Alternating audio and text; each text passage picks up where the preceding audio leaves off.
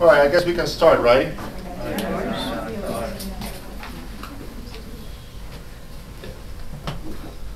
So, good evening and welcome to Queen of Peace. My name is Father Camille and probably most of you know me. I'm the pastor here.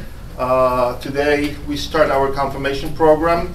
As you know, the confirmation program has been changed for this year and from this year forward.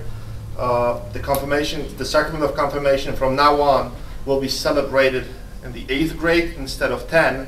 So this year is a year of transition. So the confirmation class 2 is pretty big. We have so far 35 students registered, and I know that some of you want to fill out the registration today. That's fine too. And if you know of any other people who would like to join the program, there's still a chance for the next 2 weeks. So please let them know and tell them to contact me or to contact Joe to finish the paperwork, and we'll go from there. As I said, today is our first class. It's a very important class today. Today we'll present to you the whole confirmation program and agenda and everything that we will be doing for the next couple months until the confirmation. And today we are blessed to have confirmation class 1 and confirmation class 2 as the first class, kind of the orientation class. This year our confirmation program will be led by Mr. Joseph Darlington.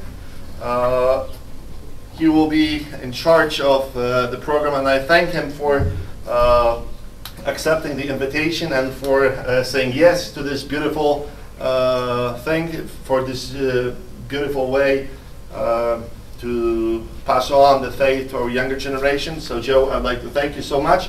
And now maybe you can introduce yourself. Sure. And I leave you in a good hands. Well, I will be here, but Joe, now very good. We can. Hello. They asked me to do a PowerPoint presentation. Hope this works.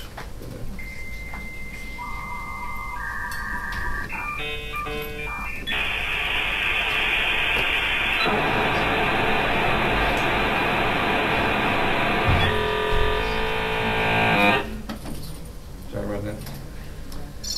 Welcome to confirmation class. My name is Joe. I will go over at the end of class what's going to be involved and what you need to know. As of right now, I'll just tell you it's Thursday nights from 6:30 to 7:45. I decided to sort of structure the classes around the 10 Commandments. Again, I'll kind of explain it more later. But for now, we'll just do the First Commandment. And of course, the First Commandment is, I am the Lord your God, who brought you out of the land of Egypt, out of the house of bondage. You shall have no other gods before me. You shall not make for yourself a graven image or any likeness of anything that is in heaven above, or that is in the earth beneath, or that is in the water under the earth. You shall not bow down to them or serve them. This particular version comes from the Catechism of the Catholic Church, 2nd edition, 2019. For the sake of keeping it simple, you don't have to know 2019, and you don't have to know this is the 2nd edition. Are you guys writing all this down, by the way? I don't actually don't remember that. Why don't we just keep it simple? Then we'll do the classic. I am the Lord your God. You shall have no other gods before me. And that's it. That's the First Commandment. We good? Yeah, we can move on? I feel like I'm forgetting something. There's something I'm forgetting, isn't there? Prayer? I feel like there's a puzzle piece that's kind of missing. Prayer? Oh, then we'll do that. I promise. I think I'm realizing like these kids are pretty smart. A little smarter than I'm kind of giving them credit for. So I can't just sort of throw this up there and assume that we're all on the same page, right? I'm probably going to have to go a little bit deeper than that. The thing is, this is confirmation, right? I mean, that's probably what I'm forgetting. This is the third of the initiation sacraments, and this is the third one for all the kids that are here. You've already done baptism. Baptism was very different. Your parents brought you up when you were little babies and handed you over to the church and said, please christen my child and bring them into the Catholic faith. You did the first Holy Communion. All the kids looked really sharp. All the boys had their suits on. The girls looked pretty in their dresses. But again, this is confirmation. That's different. You really have to, the whole point of confirmation is that you're making a conscious decision as young adults to continue on in the initiation of the Catholic faith. So again, I can't just sort of throw this up there and just assume we're all on the same page. I'll have to do a little bit better than that. If you'll bear with me and give me a little time, I know we have an hour together, but we'll essentially start the first class and discuss the First Commandment a little more in depth. And by the way, thank you parents for coming. I know that there's back to school night too, so I'm glad you're able to work this out. Kind of had no idea. Literally heard yesterday or 2 days ago for the first time. And the reason why we asked the parents to come is so you'll get an overview of what the classes are going to be like, and also so you can sort of see what kind of a crazy person you're going to be leaving your children with for a little bit. But before we finish up, I will explain what you can expect from the classes. And again, I'll give everybody a chance to ask any questions, of course. So if you're game, I kind of put together a little TED Talk. This is kind of how I spent most of my summer. And I'll try to explain to you why I feel that you should choose to continue with the Catholic faith. And I'd like to share with you some of the most compelling arguments that I've heard for why I think you should choose God and why He absolutely deserves our love and devotion. And before we finish up, I'm going to share a couple of reasons why I'm very proud to be a Catholic. But in the end, to the candidates, it's going to be up to you whether or not you feel that this is something you want to do. So for now, let's start this first class and talk about the First Commandment. And at the end, along with Father Camille, I will again ask you if you're willing to embark on this journey of confirmation together. So before we can do that, before we can understand the First Commandment, there is, and before we can fully embrace it and live it, there really is a more fundamental question.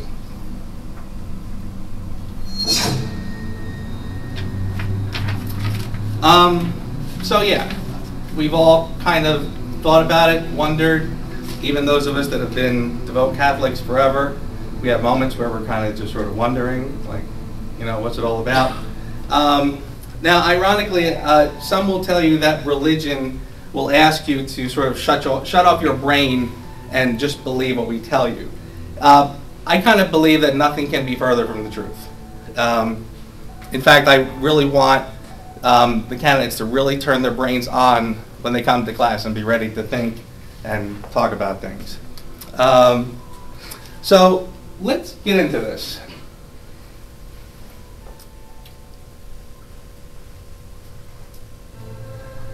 So the search for the understanding of God has always been an intellectual occupation. It has honestly always been a thinking man's pursuit. All the way going back to Socrates, to St. Thomas Aquinas, to the great Catholic thinkers of today, man has been looking up and asking why. What's it all about? Ironically enough, I'm going to talk a little bit today about science. And again, you might be thinking this is kind of ironic, because a lot of people will suggest to you that science and religion just don't jive. They'll suggest that faith and reason or science are quite literally polar opposites. Again, I'm going to kind of suggest really nothing can be further from the truth, that I've never really kind of bought into that idea. When I was in school, right around the 7th grade, where are my 7th graders, by the way? Who's in the 7th grade? I'm just curious how big, small of a class can be. So when I was in the 7th grade, I went to Catholic school, and once a week Father Jim would come in, and this was sort of like the fun, like he was the fun priest. He was the priest you always hoped you'd get, because he was always fun. Every once in a while he would drop a curse word, which we kind of giggled. But he did a thing with us once a week where he would let us ask questions. And I remember asking him if God invented all the animals and people on the sixth day, where did the dinosaurs fit into that? And he kind of laughed, and he basically said, he says, well, the Bible is not a history book. It's not a science book. The Bible is there to teach us lessons on how to live life. And ironically enough, the 6 days, as you sort of look at certain parts of science, it's actually not that far from the truth, but I don't want to get too ahead of myself. So I want to cite an example. People will use evolution as an example why God and creation can't coexist. I have issues with theory of evolution, which I will talk about, but even if I didn't, even if we all crawled out of a swamp millions of years ago, I still say to myself that doesn't preclude the idea that God created everything, that he started everything in motion. You can't just have something from nothing. You can't have movement without something that inspired that movement. And what you'll find is that there's really just way too much fine-tuning to really to accept the idea that things are all random.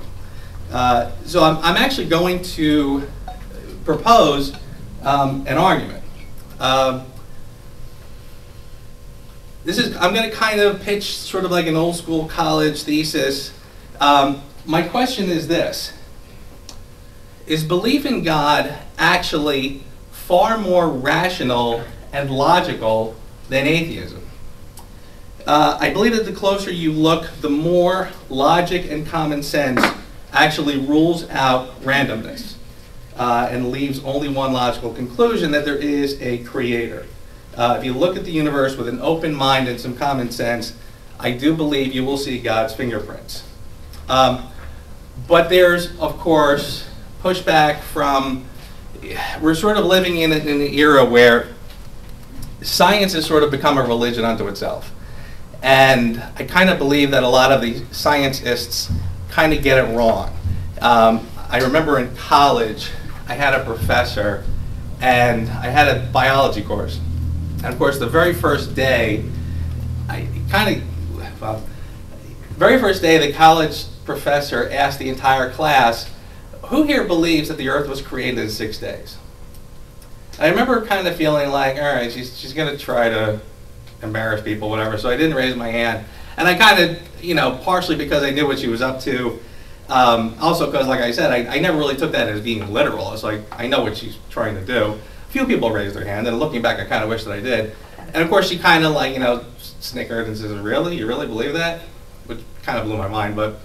and the very next day, the first thing we did in class was we watched a video of all the different species that exist on the earth, starting from man, going down to mammals and down to the little birds and reptiles and the little creepy crawlies and all the little stuff in the ponds, the little single-celled critters.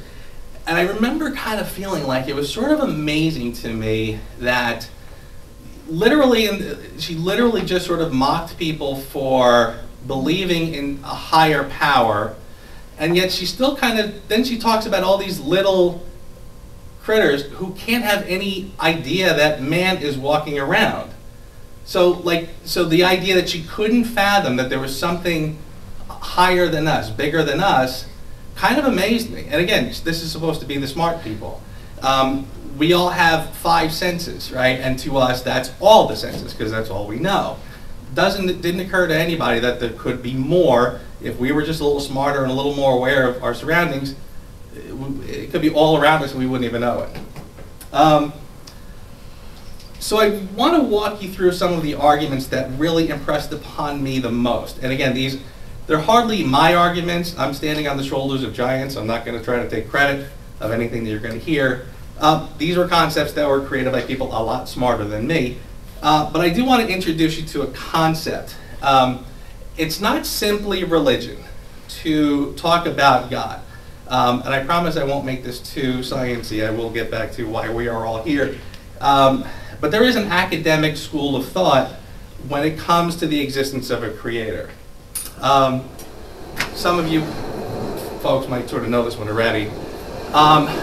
So imagine you went back in time, let's say 2,000 years.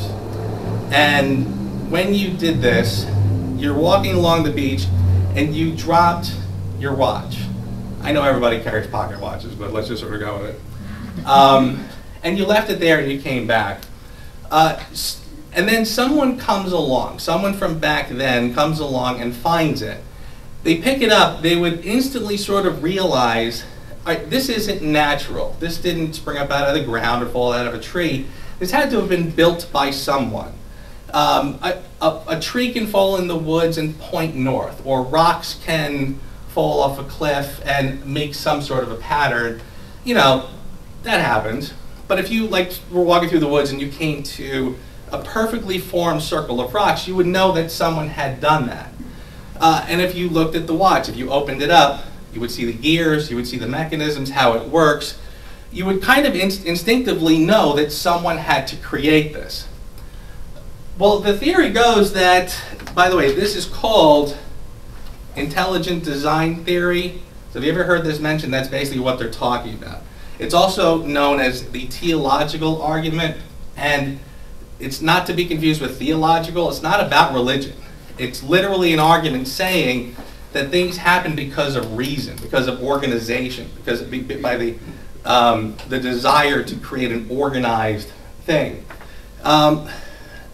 So again, the theory goes that if we take this reasoning and apply it to life, the world we live in has amazing structure. The design of life is just too perfect, weirdly perfect, right? We have day, we have night, we have the sun, we have the moon, we have gravity, we have a climate that supports life, we've got food, we've got water, and that frankly doesn't even come close to explaining all of the things that have to be in order for us to be able to live. So the science says that everything is random, that the universe and the planet just appeared. There was a big explosion, everything cooled, and over a long enough timeline, everything was just sort of bound to turn up, right? We're just lucky that things happened the way they happened.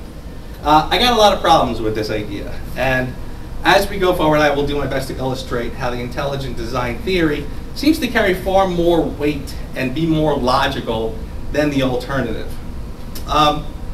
So I want to present Exhibit A. Now, everybody sort of knows this image. This is what's called the March of Progress, right? We all evolved from primates. There's a term we don't hear much about anymore. The term is the missing link, right?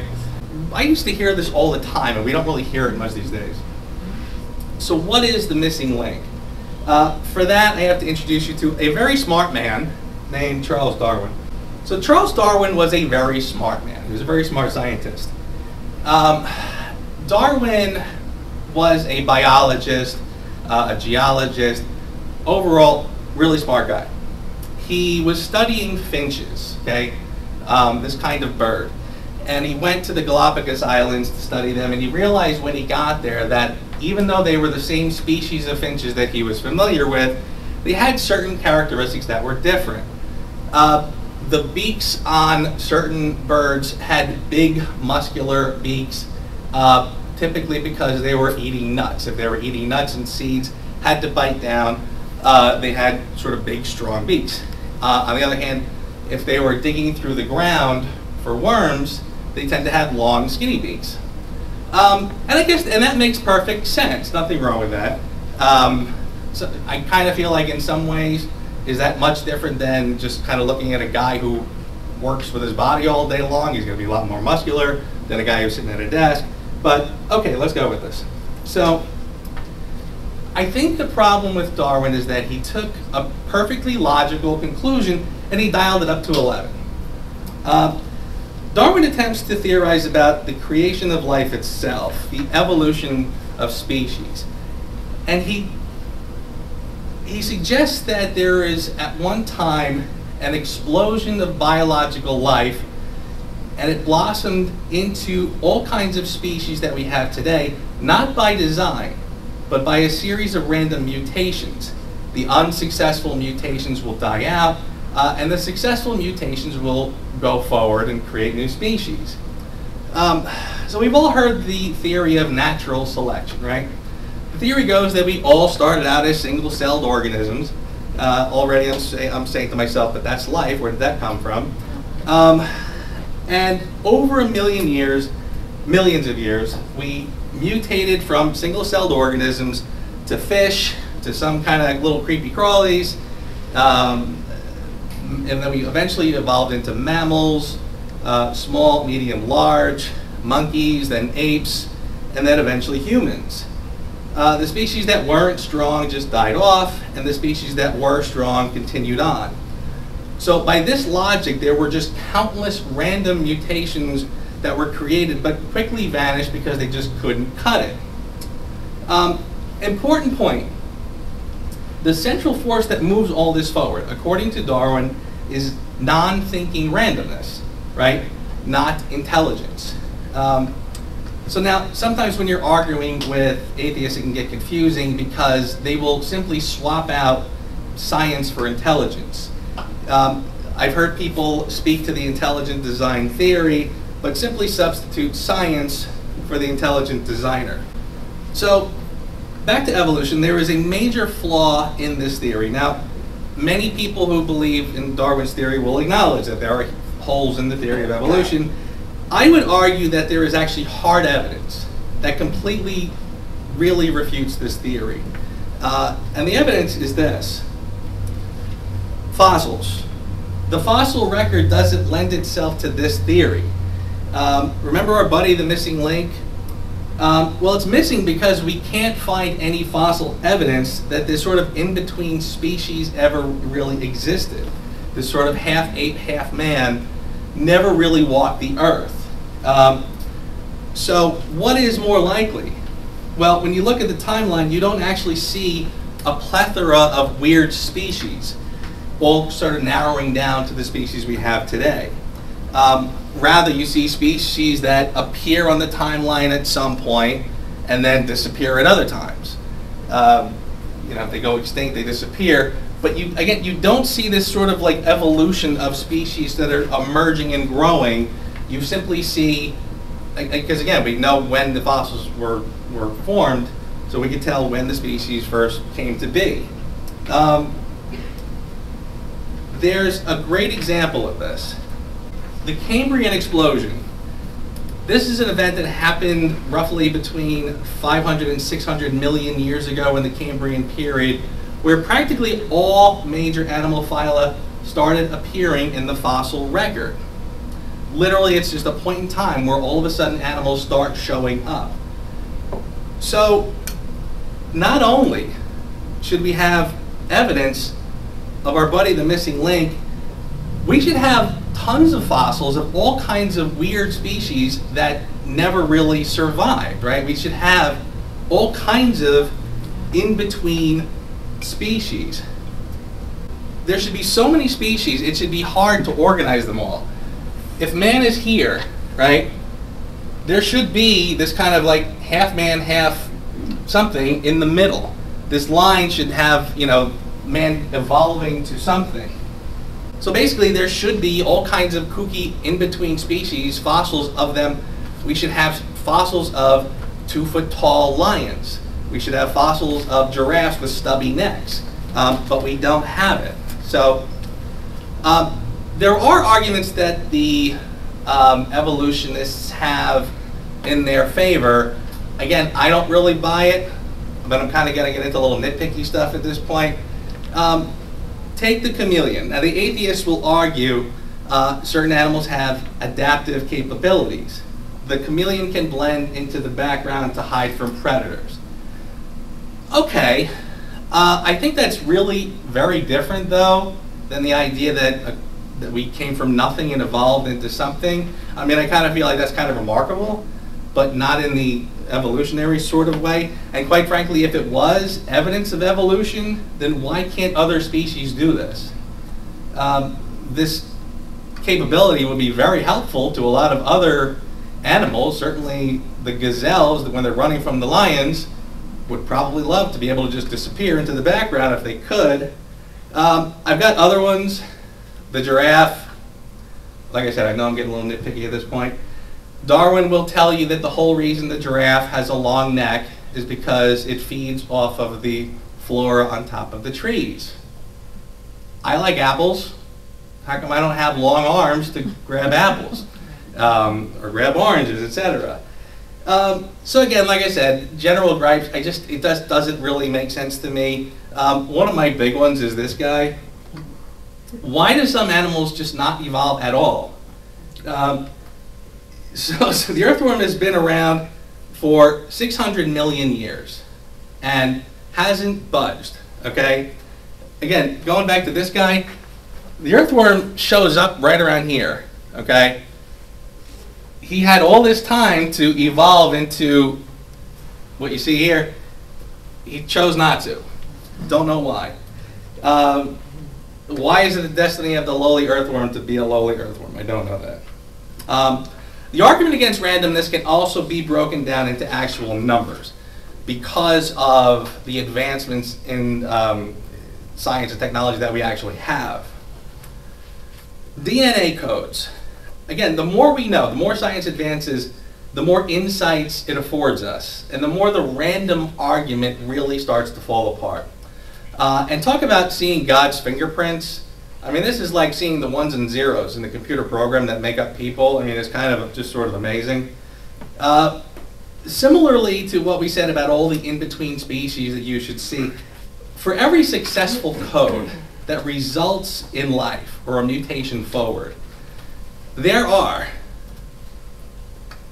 10 to the 77th power codes that fail, that don't work. I literally tried to figure out how many zeros are in this number, and I literally couldn't find it. That's how big it is. The only thing I could find is that there are apparently 10 to the 66th power atoms in the galaxy. That's how big this number actually is. So again, think of like a computer program. Like if anybody's ever tried to like do HTML or do some sort of computer code, if you start dabbling in the code and you don't know what you're doing, what's the odds that not only are you not going to get anything that works successfully, what's probably going to happen?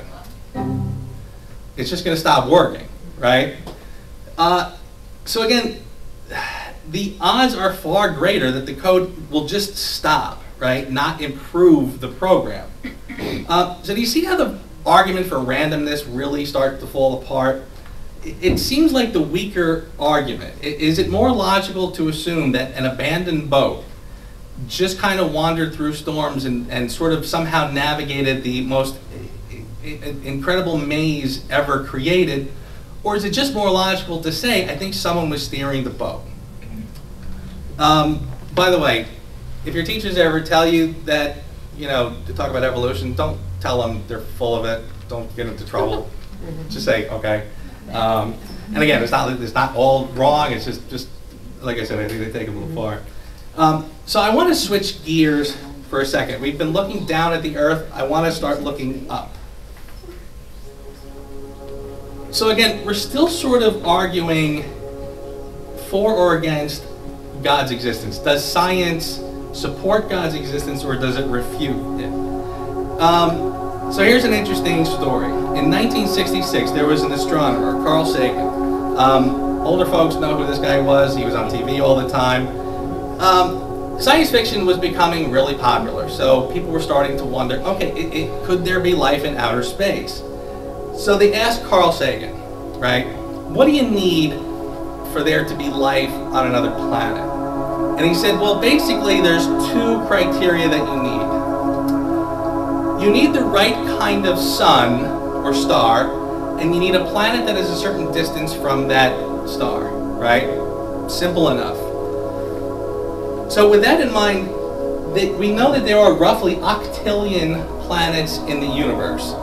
And given the criteria, the specific criteria he mentioned, there should have been septillion planets capable of supporting life. So with spectacular odds, the scientists were very optimistic and they set up what is known as SETI, S-E-T-I, which is the search for extraterrestrial intelligence.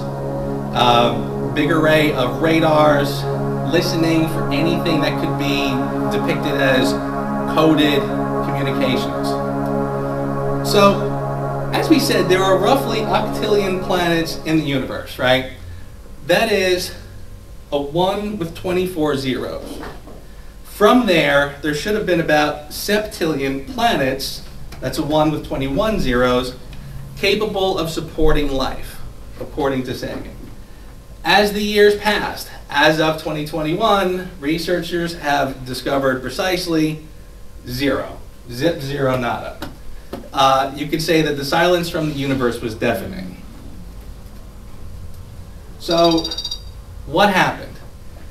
As our knowledge of the universe increased, it became clear that there were, in fact, far more factors necessary to sustain life, much less intelligent life.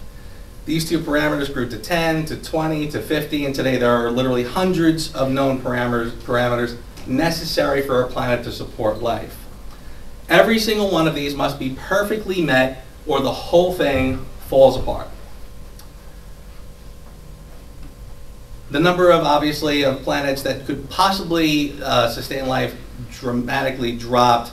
Right now there's like a few thousand, I think, left that they think are even capable, but just, again, nothing. But there's more. The Milky Way, right? The fine-tuning necessary for life to exist on a planet is nothing compared to the fine-tuning needed to create the universe, for the universe to exist at all. There are actually 4 fundamental forces that hold the universe together. You have gravity, the electromagnetic force, the strong nuclear force, and the weak nuclear force. If any of these existing values or ratios are altered even slightly, the universe could literally not be formed. If the ratio between, for example, the strong nuclear force and the electromagnetic force had been off by even the tiniest fraction, then no star could have been formed. Multiply that single parameter by all the other necessary conditions, and the odds against the universe existing are so heart-stoppingly astronomical that the idea that it all just kind of happened defies common sense. So, simply put, the odds against life existing are astonishing. Yet here we are, not only existing, but talking about existing. So what can account for it? Can every one of those many parameters could have been perfectly met all by accident? Or is it more likely that there needed to be some serious fine-tuning to make it all work? And the argument for fine-tuning, it stretches across other arguments regarding how we were created. Maybe we're focusing too closely on time.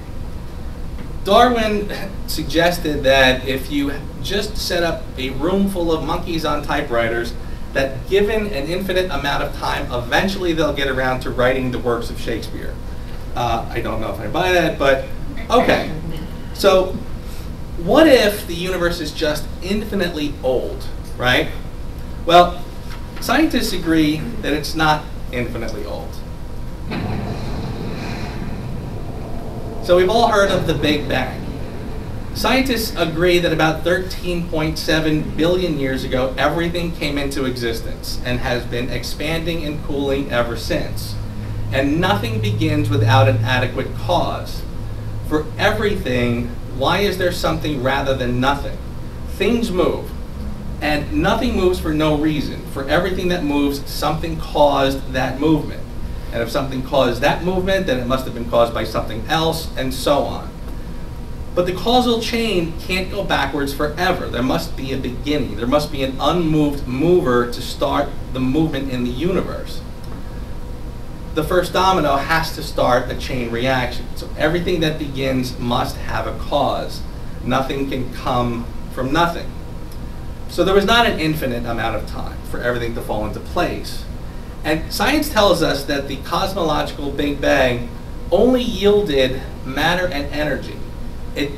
Just the fundamental elements. It doesn't explain the beginning of biological life, which came much later. So how do you get life from non-life? Where's the Big Bang that explains biology? So even if you accept the theory of evolution on its face value, how does evolution begin? Even Darwin does not have an explanation for that. So my question is this: at what point is it fair to admit that it is science itself that suggests that we cannot be the result of random forces? Doesn't the assumption that an intelligence created these perfect conditions in fact require far less faith than believing that a life-sustaining Earth just kind of happened and happened to beat the inconceivable odds? All right, I think I've just about exhausted the academic argument, but I wanted to sort of introduce, especially the younger people in the room, to it. The cerebral argument for intelligent design and creation. It's not all about intellect, of course. It's not just about our brains. We are complex creatures. We have minds that think and contemplate things, but we also have souls. And our soul also takes in and communicates facts and truths to us. So what do our hearts tell us about God? We looked down, we looked up, so now I would like us to look in and just ask ourselves, what do we feel? What is our gut instinct? There's an old expression: there are no atheists in foxholes. And basically what this means is, when things get rough, we instinctively look up. We get into a bad situation, and what's the first thing we do? We look up and we say, God, please get me out of this mess. And it's just kind of gut instinct, right? Like, no one told us to do this during tough times. We just sort of instinctively feel that this is the case. And of course, we usually wait until we're in a pinch to start talking to God, don't we? But I want to move past even this. I want to move past the science and technology and psychology, and just kind of talk about the elephant in the room. The elephant is this: beauty. The beauty that exists in the world, the beauty that exists in nature. At the end of the day, it boils down to, do I really believe that all of what we see, the beautiful things we see in nature, do I really believe it's all an accident? That we could have just as easily been walking around in nothing but mud and rock just as easily as some of the beautiful scenery that we see all the time? Your drive to work, you probably look up at sunrises and sunsets and just marvel every single day at it. So, believe it or not, the atheists even have an answer for this. They will tell us that it's really us that kind of just decided that beauty is beautiful. We decided that the miracles that we see is really us just sort of, placing our belief system on this. Again, not buying it, but let me give them their due. The color green, right, is known to be soothing. We all find it to be peaceful, soothing, calming, and thank God, because nature mostly is green. Ask an atheist about that, and they'll say, no, no, no, it's not. God didn't make green soothing. We just decided it was, because we're very used to nature, and so therefore we find it soothing because we make a mental connection. Okay, I can kind of see where they're coming from, but again, even if I try very hard to be open to that possibility, it doesn't work for me. Is it just dumb luck that nature isn't red, that grass isn't red? We associate red with heat, with urgency, right? If fire was red and nature was red, we'd have a problem, right? Why do we associate blue with cold, right? Again, if all of these things were different colors and we didn't know what to look out for, we'd have a lot of problems. Again, organization. It just seems to me a little too organized.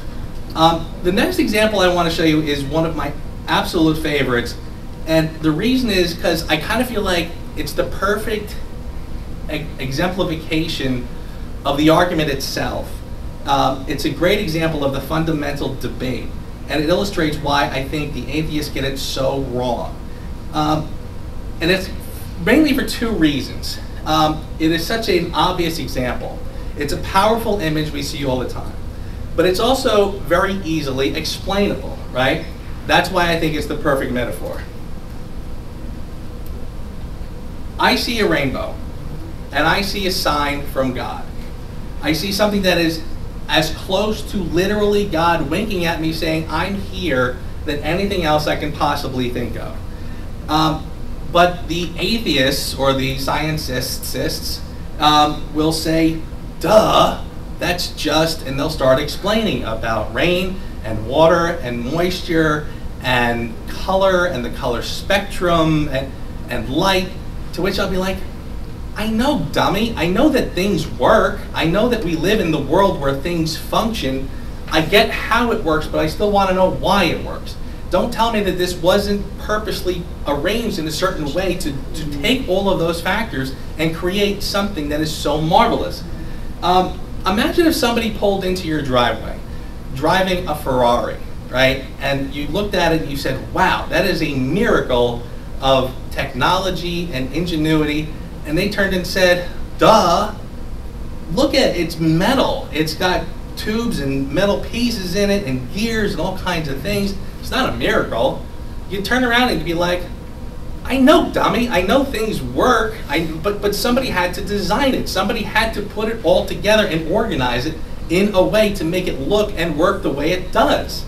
It's like, I kind of feel like at the end of the day, you'll never convince an atheist unless you cut your finger and instead of blood, pixie dust came out. But even if it did, they would simply scoop up the pixie dust, put it under a microscope, give it a name, and call it science. And they'd still say that God didn't do it. So that's just about all I got for that. Just a couple more random details. I still, again, just too many things. I look at sunsets and I say, this can't be an accident.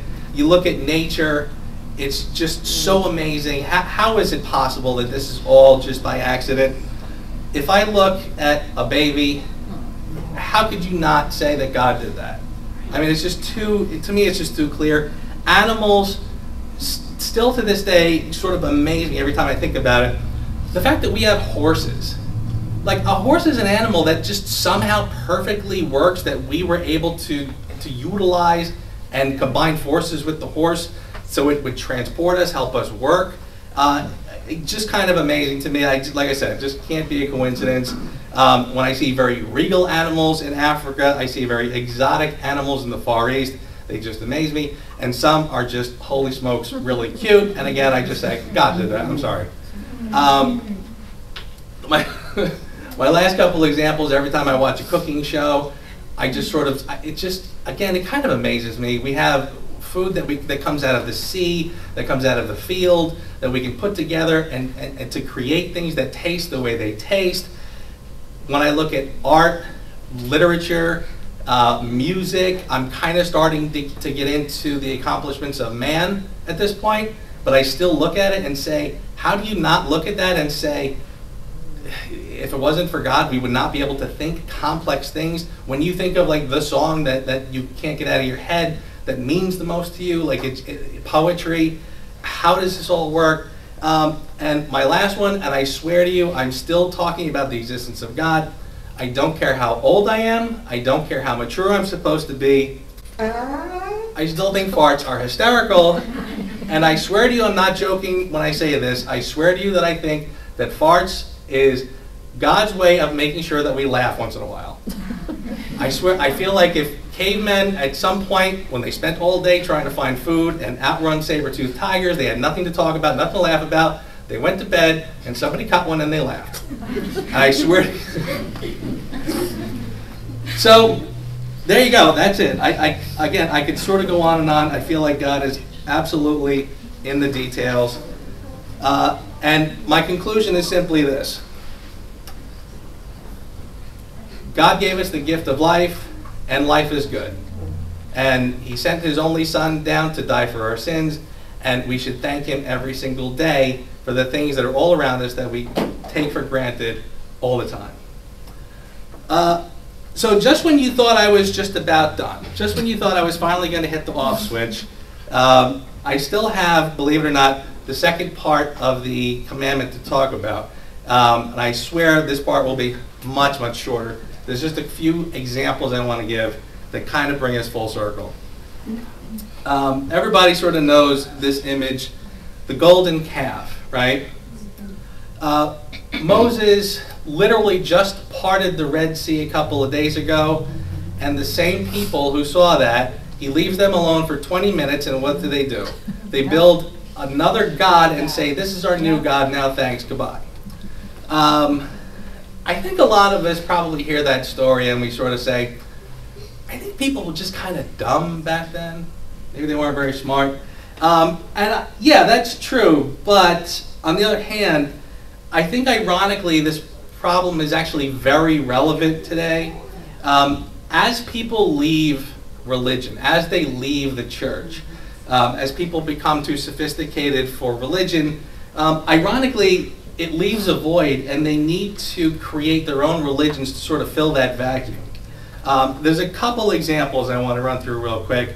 Now, I know that probably most people in here are not doing Santeria or voodoo or any of these weird things, but we might, be tempted to sort of look at astrology, that sort of thing. And again, I don't know that that's the end of the world. Maybe I shouldn't even say that. I remember when I was young, I'm in my 20s, my grandmother, she was a hardcore Catholic, and again, I'm young and dumb, and she was living with us. At one point, she's sitting there watching TV, watching like an episode of Golden Girls or something, and I'm walking through, and these commercials, they were all over the place. Remember the psychic hotlines, call the psychic and get your fortune told. And she grabbed me, and she said, you know enough never to call these, right? She goes, that's worshiping false gods. And I was like, all right, Annie, come on, I'm not going to do that, whatever. And, I kind of laughed it off. But, looking back, she was absolutely right. Because once you sort of hit the point where you're seeking spiritual guidance from the wrong places, that's when things start to go wrong. You're dabbling dangerously close to false gods at this point. So again, I don't know if it's the end of the world if you're sitting there, somebody's reading the paper, and you say, all right, what does it say about Libra today? Okay, but again, be careful with it. The next one might, I'm not sure. It's a very popular thing today. I know a lot of people are doing this. Some people have right reasons, some people have wrong reasons. But bear with me. So I mentioned earlier that as people leave the church, as people leave religion, it leaves voids and they try to fill it with other things. And again, sometimes you'll fall into wrong crowds, whatever. It's not specifically protesting that I'm sort of using as my example. I don't think I've ever been to one. I could see myself doing it if things keep getting crazy. It's not specifically that. It's kind of buying into the causes that, again, may or may not be where you really want to be. And I have a more specific example that I think is a little closer to false gods. When people say Mother Earth, again, not the end of the world. I don't think we take it very seriously. God created the earth. The earth nurtures us because God made sure that it did. But of course, it's God that's nurturing us, not the planet. So again, not saying that this is the end of the world if we were to use this expression, etc. But again, just I would say be careful with it. There's another example that kind of just came to my attention recently. Something that I was sort of familiar with, and I heard somebody use this as an example of false gods, and I kind of went, huh, maybe. This is a book called The Secret. Anybody ever read this book? All right, then I'll do, so basically, and just FYI, like I've read this book years ago. I like it. I still like it. And it only came to my attention recently as an example of false gods. And I don't know that I agree with it, but I still think it's a good example of, seeking guidance in the wrong places. Real quick, the book, it's a self-help book, and it talks about the law of attraction, which, sure, no problem. I mean, we if you focus on good things, if you wish for good things, if you keep a positive attitude, good things happen. And people who have negative attitudes tend to find negative problems. I mean, we see it all the time. Sure, makes perfect sense. This gets a little specific. They talk about it once. It's funny when they did like a documentary-ish or like a presentation video. They spend like the first 45 minutes talking about how great the secret is, and then like an hour into it, they finally tell you what it is. When they finally get to it, spoiler alert, they describe a 3-step process. They say, here's all you do. You ask the universe for what you want. You believe strongly that it's already happened, and then you will receive that thing. It could be something spiritual, like a life partner. It could be something specific, like a car. And again, I didn't find this to be the end of the world, but I guess what did sort of jump out at me was, as I think about these 3 steps, I sort of said to myself, that all sounds really familiar. It sounds like something we've been doing for thousands of years, and we can sum it up in one simple word. So I think from this is what I want to say to the candidates is, guys, we got this. You don't really need to go far from the church. We kind of been doing it forever, and it works. And I don't want to say it works as if like it's you get good stuff if you. These are principles that have been handed down forever, and if you stick with it and you apply yourself to it, good things happen. It's just the truth. Before I wrap, I'm going to just real quick. This took a lot longer than I thought it was going to be. I'm sorry. I'm going to sort of just describe real quick what the classes are going to be like. Before I do that, I just have one last idea I want to leave everybody with. Guys, be proud to be Catholic, okay? Catholicism has been around literally since the time of Jesus Christ. It is the largest, the most diverse, and one of the most beautiful religions in the world, spanning every nation, every color, and nearly every language. Catholicism has done more to lift people up, to heal and ease suffering than virtually any organization in history. Catholicism, as I sort of said earlier, is an intellectual faith. We literally founded the modern university system. Again, religion and science have never been in conflict, quite the opposite. In fact, many of the scientific concepts that we discussed earlier were actually discovered by Catholics. It's not a coincidence that there's so many Catholic universities. The Catholic Church is the largest charitable organization in the world. It's not a coincidence that most major hospitals, medical centers are named after Catholic saints. Most youth sanctuaries, schools, orphanages, and youth organizations, again, founded by Catholics. So please be proud to be Catholic. So, like I said, this really took longer than I expected. I apologize. But I'm going to real quick just kind of go over what the classes are going to be like. We talked already about I am the Lord thy God, thou shalt not have strange gods before me. God is the source of all ethics, all the rules that we follow in knowing how to live. God simply asks us to treat all his other children with decency, and most of the other sacraments basically just sort of spell that out. Don't take the Lord's name in vain. Again, each class is going to be dedicated to one of the commandments, and we will talk about it. Not as long as I did tonight, I promise. Do not take the Lord's name in vain. Common misconceptions, not necessarily about saying, God, I had a bad day today. Probably not a great idea, but that's really not the point of it. We're coming up on the anniversary of 9/11. And that is an example of people doing things in God's name which are obviously not right. And the reason why it's specifically bad is because it teaches people that, or conveys the idea that this is what God wanted, when of course we all know that it's pretty much the stark opposite. But we'll talk more in depth about that. Keep holy the Sabbath day. Here I want to talk about keeping the church part of your life after confirmation, and the importance of community. Honor thy mother and father. This is where I crack a joke and say, parents, I thought I'd skip this one, and for the sake of time. It's too obvious not to do. But again, your parents are your greatest allies and your greatest assets. So I'm going to talk about your relationship with your parents. Thou shalt not kill. Probably nobody here gonna break that one.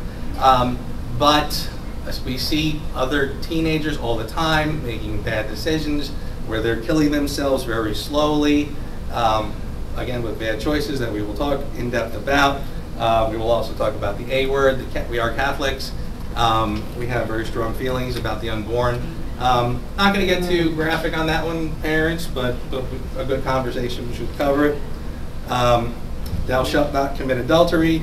Probably, ironically, one of the most difficult because it is the most common sin. And I think a lot of parents would probably agree that society these days seems to be really obsessed with sex, and there's other stuff to do. So we want to talk about that. Thou shalt not steal, again. Pretty obvious one, but there are things that you can steal without even realizing it that are not tangible. You can steal people's trust. You can steal their dignity. We will talk about that. Thou shalt not bear false witness.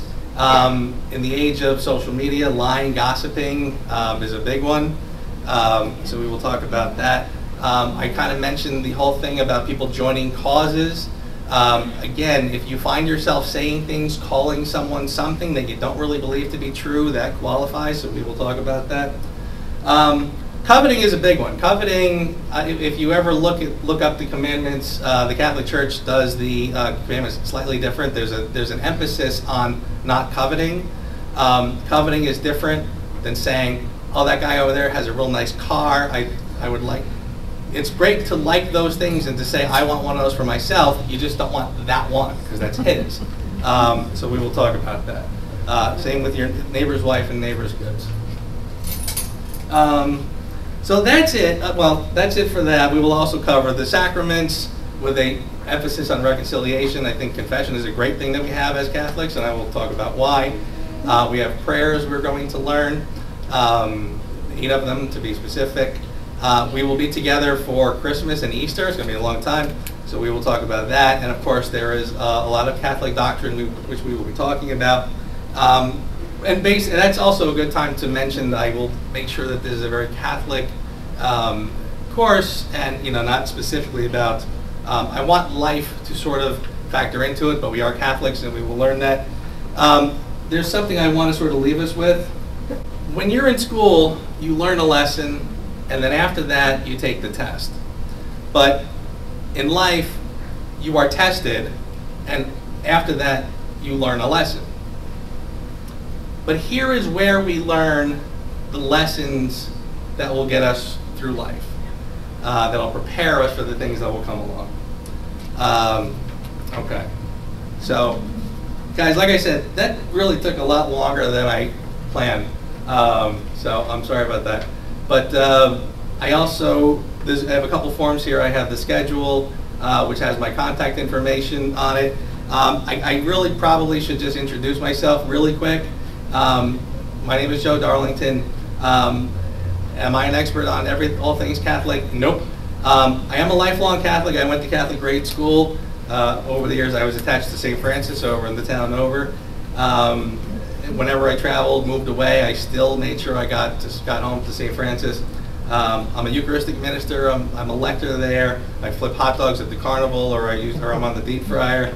And when we started a new committee, I basically there was a new committee started that we were trying to sort of bring in some young families back to the church and do fun stuff.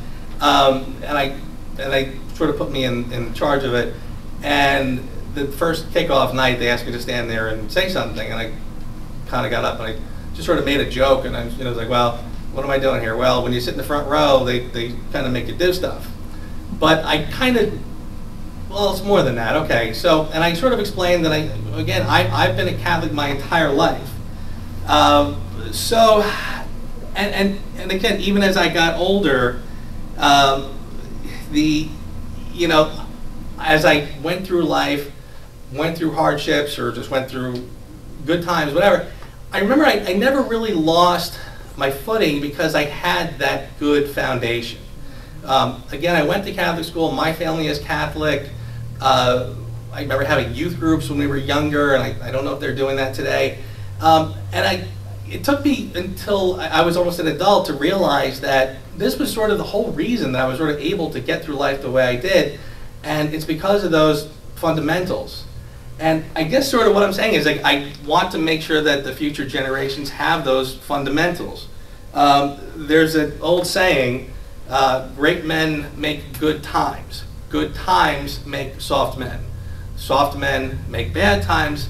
No, it hasn't, Scott. Am I screwing this up already? Tough times make great men. Great men make good times. Good times make weak men, and weak men make bad times. And I sort of feel like we're kind of living in a time where that is true. So I think another way to say it is that I'm a little concerned that the world is going kind of crazy, like really crazy.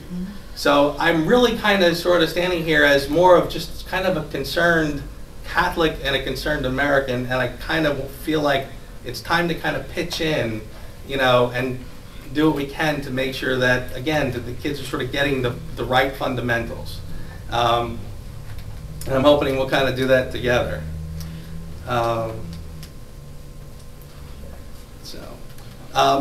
So real quick, like I said, I promise to do this quickly because it's getting late. What is each class going to consist of? We're going to go through the commandments. We're going to do topics, talk about how they affect our lives.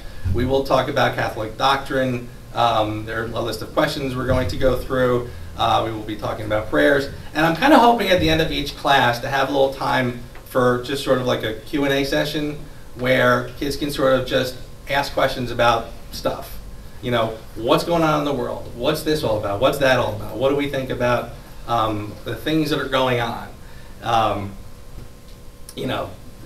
Again, like I said, the world is obsessed with a lot of nonsense these days. I don't know how a kid today can sort of sort through it. So I would like to have times where they could just sort of like say, all right, I got a question. So the other requirements that are part of it, you're going to go to Mass every Sunday, every week, and the Holy Days of Obligation. That's part of Confirmation. Good Friday, Stations of the Cross. We'll be going to that. There will be a Saturday retreat at some point. We're still. We'll talk about that later. Yeah. It'll be sometime, we'll talk about it.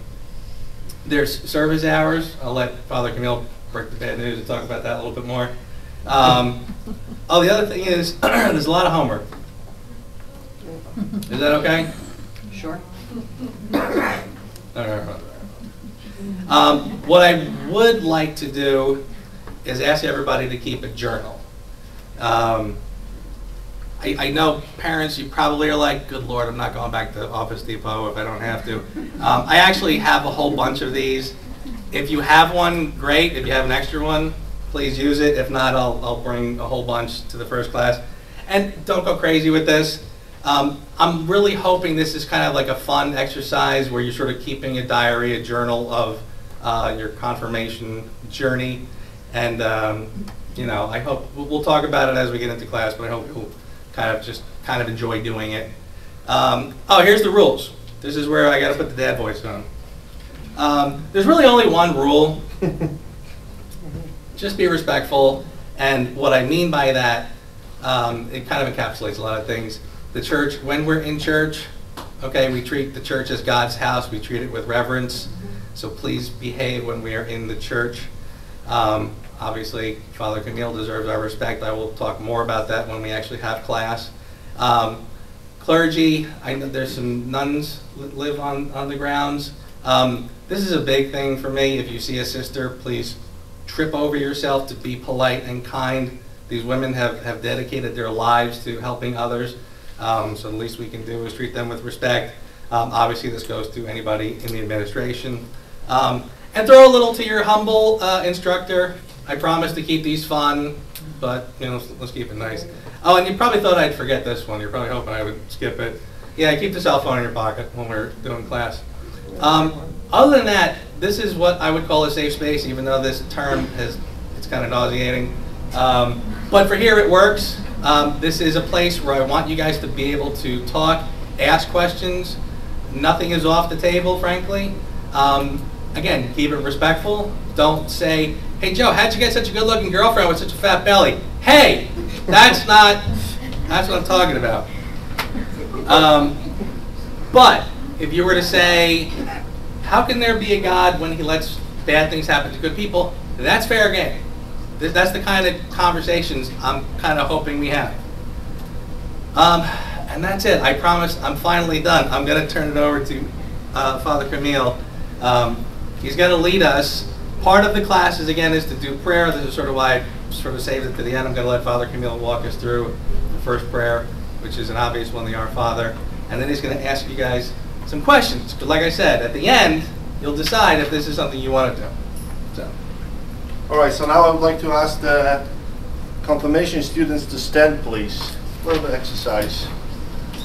I'm going to ask you questions, and I'm going to ask you to make some promises today as you begin this beautiful journey. If you're ready to say yes, then say, I promise. And then we'll pray together the Our Father. So, as a candidate for confirmation, will you promise to approach your confirmation journey with an open mind and open heart? I promise. Will you promise to attend and fully participate in all confirmation classes? I promise. Will you promise to be respectful to the leaders and facilitators of the program and show appreciation for their time and efforts? I promise. Will you promise to show respect to those in your class who are on the journey with you? I promise. Will you promise to attend Mass every Sunday and all holy days of obligation? I promise. Will you promise to receive the sacrament of reconciliation before confirmation? I promise. Will you promise to accept more responsibility in your family, your parish, and your community by putting your talents and gifts at the service of others? I promise. Will you promise to commit to daily prayer, praying especially for growth in faith, hope, and love? I promise. A lot of promises. Let's keep it up. So now let us pray to God as Christ has taught us. Our Father, who art in heaven, hallowed be thy name. Thy kingdom come, thy will be done, on earth as it is in heaven. Give us this day our daily bread, and forgive us our trespasses, as we forgive those who trespass against us. And lead us not into temptation, but deliver us from evil. The Lord be with you. With your spirit. May Almighty God bless you, the Father, and the Son, and the Holy Spirit. Amen. So, you can be seated. Last word, I know that Joe talked about the service hours. Let me be the bad guy to talk about that. That's part of our confirmation journey, and that's part of our service, not only to people, but also to the church. So, you will have your first opportunity to get some service hours on October the 9th. We are going to have Pumpkin and Apple Fest here in the church. It's open for everybody, but it takes a lot of time to prepare it. So I would like to ask you for your help with setup and then cleanup. And during that Apple Fest, at 3 o'clock to 5 o'clock, we are going to have children pumpkin painting here on the ground, and I would need also some people to help to run that. That's a great time, and a great opportunity to meet more people and to show your faith not only by your lips, but also by your deeds. So if you would like to get some service hours and you are ready to help with this, the sign-up sheets are here. Just please stop by and put your name, whatever you feel comfortable, or whatever time is good for you. I will give it to Joe. Do you have any questions so far? No questions? Wow. Yes. Service hours, are they just to the church, or can they be anywhere else in the community? Well, basically, what we do is the whole, where's that registration? What we were saying,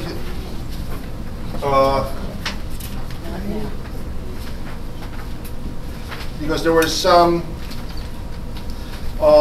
completion of 15 hours of community per each year, and that basically 30 in total for 2 years. So 15 hours per year, 5 can be done outside of the church, and 10 needs to be done here.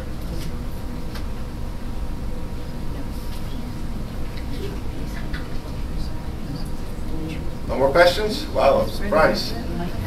Just dying to get out of here. All right, well, if there are no other questions, I would like to thank you, Joe. Do you want to get these out? Yes, for your time. And as you leave the church today, please take the confirmation schedule. And then we will see you. Oh, okay, so maybe you can help me. We'll stand by the. All right, so if there are no questions, then the next class is for confirmation 1 or 2. One. Yeah, the next class is September 23rd for confirmation 1. Confirmation 2 is September 30th, and then we'll go from there. Well, thank you so. Yes. Is it 8th grader confirmation 1 or 2? 8th grader is confirmation 2. So 7th grade is confirmation 1. The grades 8, 9, and 10 is confirmation 2. And how many hours do the 8th graders for confirmation? It's 15 hours. 5 can be done outside of the church, and 10 here. I need a registration packet. All right, yeah, we can do that. There are some registrations right here. If you have a child who plays a sport and they might have a game on a Thursday night, I don't know that offhand, but it's possible. Yeah, that was something I wanted to mention real quick, but it was kind of running late, so I kind of skipped it. I'm actually going to, you're probably wondering like why I'm recording it. I'm going to record all of the classes and put them on a YouTube channel. Nobody will see it but us. 2 reasons: I want the parents to be able to see what we're doing every week. By the way, if a teacher ever tells you don't tell your parents, tell your parents, like real quick. The other thing is, for if you can't make it, just have them sit down at some point and watch it, and there you go. Great, thank you. Is there going to be sign-in sheets on church? Like, how are you going to order? Well, we are not going to ask anybody to sign the names, but we are actually counting on you and on your honesty. We are in the church. They're about to receive a sacrament of confirmation. If people don't participate in any masses, any services here, what's the whole point of this program? I can get you confirmed tomorrow, and you are free to go. But I think that's confirmation. It's something more than just a paper or just the oil on your forehead. I've already talked to a couple of parents who have conflicts. I know they're going to be with the kid. Frankly, I don't know how you guys do it. Sports and all the other activities. I don't know how. I can't remember the last time I saw all my sister's kids at the same time because they're all scattered doing stuff. So yeah, that's hopefully this will help so they can kind of watch it. But like I thought you were asking about the masses, right? Yeah. Yeah. Can Saturday substitute for Sunday? Yeah, absolutely. Saturday evening mass is Sunday mass. Yeah, absolutely. And just so you know, Sunday 8 o'clock mass, it's 25 minutes maximum. So that's why it's very well attended, by the way. Yes. Are you any records or forms or something for the hours, the community service hours? Is there anything that you need us to sign, or who has to sign off on that, or any? Well, basically, you will be given a paper with a chart, and then I guess Joe will email, or I will email that to you. You can just print it out, and every time when you do some service hours, just have somebody who's in charge to sign it. And there's a place where you put what organization, the person who signs it, and how many hours. Okay. So I will have that in your. I will send that to you by mail.